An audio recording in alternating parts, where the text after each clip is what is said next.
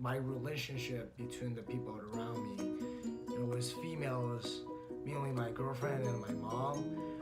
My girlfriend, I really like that incident, the robbery that I went through, and talking with you with my girlfriend. It really changed my my opinion on what it means to be a boyfriend, because I was always taught that man's supposed to be tough and you don't cry in front of women. That's the biggest thing. But with what I've been through, and I talked to you about it, I talked to the counselor about it. I feel like, what, my girlfriend is the closest person I have here right now. Why can't I share my emotions with her? So I did that, and it brought us together. It's nothing that I was afraid of, like she's gonna think that I'm soft and I'm not a man, I'm not attractive anymore. It was nothing like that. It was just, she was supportive, just like I would for her if she'd been through something like that and she cried in front of me. I would definitely support her and come for her. So that really changed me, and it challenged me about my opinion of what it means to be a boyfriend, or being a man. And with me and my mom,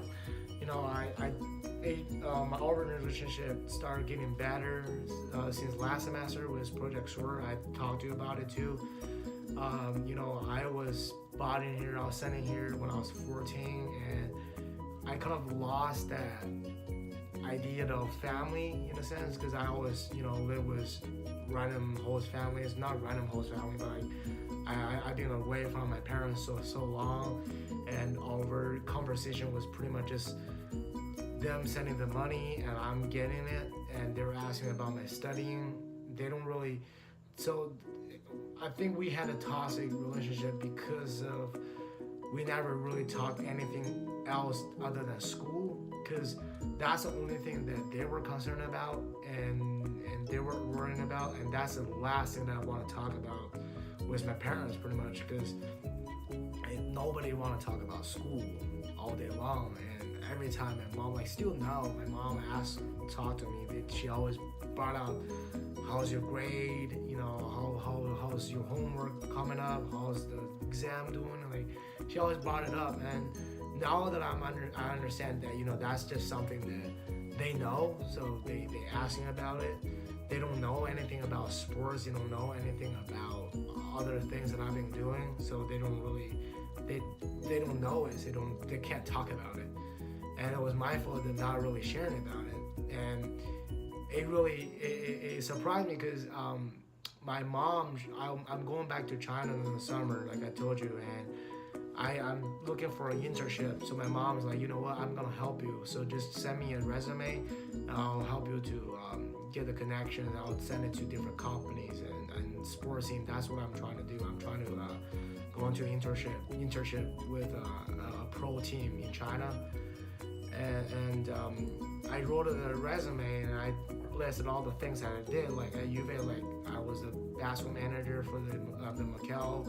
I went to did an internship with the football team. I went there and I did their practice and all that. And she never knew about it because I never told her about anything about it. And she was so surprised. And she was, the first time, and she said, "Oh, I'm actually really proud of you."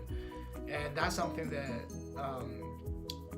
we don't have in Asian culture. Parents never really show any emotions to their child, because it just is an Asian way of parenthood.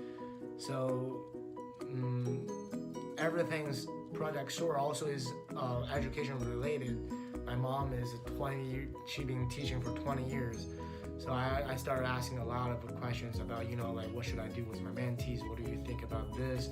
What do you think about this situation? What should I do? I started asking a lot about these questions, and she started thinking, you know what? She thinks that the Chinese education system is really lacking, because a lot of the things that we do here, nobody really addressing in China, especially this masculinity topic. And also, your class really changed my relationship with my dad as well, because back then when I was younger, I hate to say it, but it's the truth that my dad was was abusing me a little bit. I got beat up by him pretty bad when I was younger. He broke my nose like 4 times. He hit me so hard with a stainless steel stick. Is like, I don't even know. It's like thick as a finger pretty much, but it's stainless steel, so it's really hard. And he beat me so hard with it, he broke it. And you know, that just something that I went through. So I was never on a good page with him. You know, like also for me, being away from them since I was 14, my dad always never thought that I was like, he never felt that I'm gonna grow up and like everything's I left, and things like, you know, I'm bigger than him, I'm stronger than him, so I'm starting like 3 years ago, I went back for the summer, and he was still like, you know, really dominant. He was still asking me to do that, to do this, without really asking me if I really want to. So there's one time that I just stood up and I said, no, I'm not doing that. And I took my shirt off and started trying. I actually posed up and I was gonna fight my dad. But it didn't happen, and thank God it didn't happen. So, you know, this class really helped me to change my relationship with him, because I started to talk to him about, you know, this masculinity topic, about, you know, man, we don't have to be so dominant. We don't have to be, you know, number one in the house. Like, it doesn't have to be like that. We're pretty much equal as we are equal as females, as everybody, any gender, transgender, whatever. Like, we're all equal as humans. So you don't have to sort people into different levels, because that's something that a lot of people do in Asia, is they put people into different levels, and they'll be like, hey, if you don't study enough, if you don't do work hard enough, you're gonna end up picking up the trash on the street. But you know, that's really toxic, because there's nothing wrong with the job of picking up the trash on the street, because you need somebody to do it, and there's nothing wrong with that job. But you know, people in China, like my dad, he tend to kind of look down to people like that, and he used that as a metaphor to scare his kid, me. And that's the way that I was raised up. So, you know, I started talking to him about what I learned in this class, what I read about in this class, and he's starting to think that, you know, a lot of the things that he did was not right, and you know, a lot of the things we addressed in the class and in the middle school as well. He felt like, you know, the Chinese education system, that's something that we should definitely pick up. My mom also agrees to that.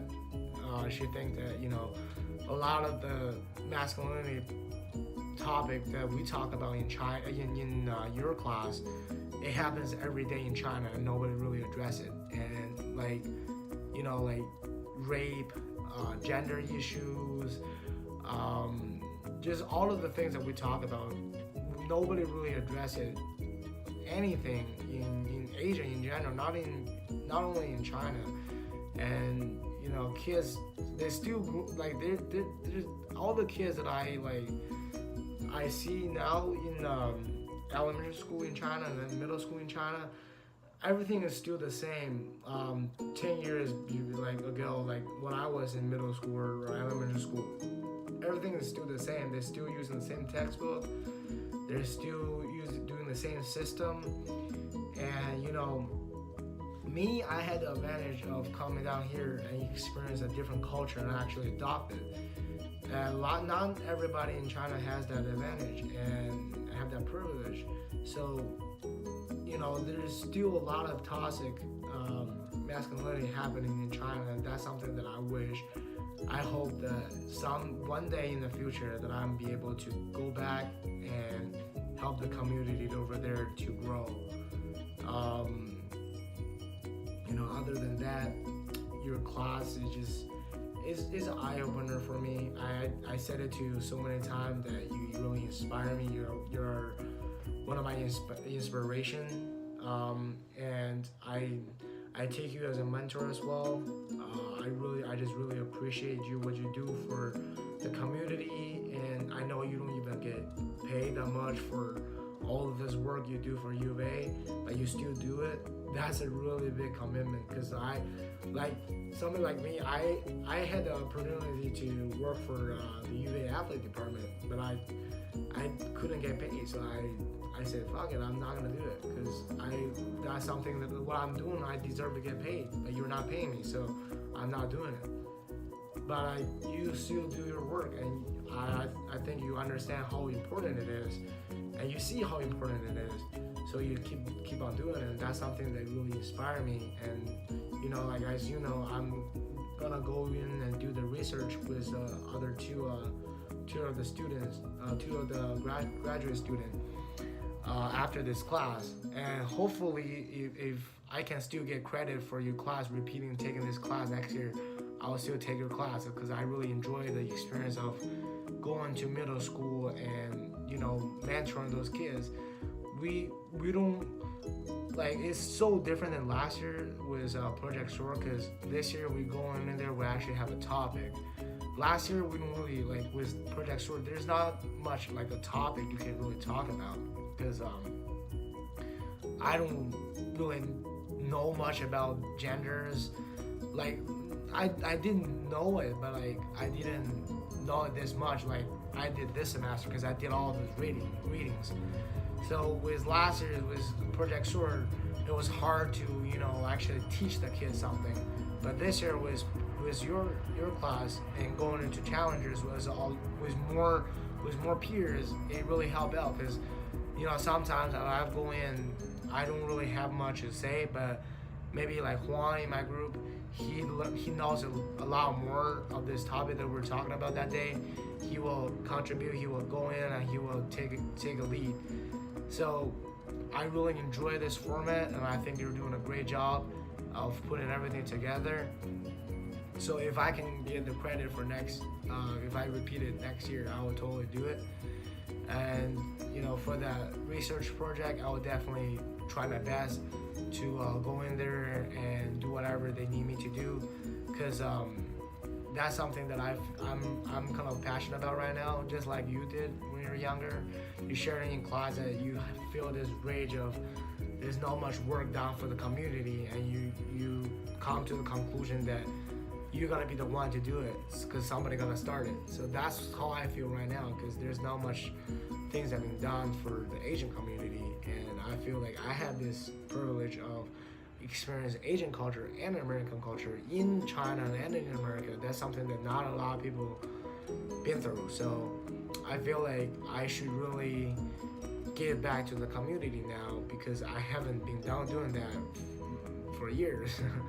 So yeah, and that's pretty much it.